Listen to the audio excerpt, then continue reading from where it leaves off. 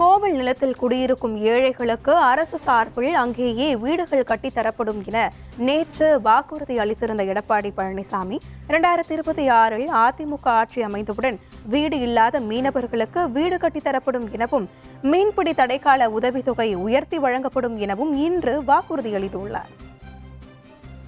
இன்றைக்கு மீனவர்களுக்கு டீசல் மானியம் வழங்கிய காரணத்தினால்தான் இந்த தொழில் ஒரு சிறப்பாக இருந்தது. கஜா புயலின் போது நிறைய படகுகள் சேதமாச்சு. அதுக்குண்டான நிவாரணத்தை நாங்கள் கொடுத்தோம்.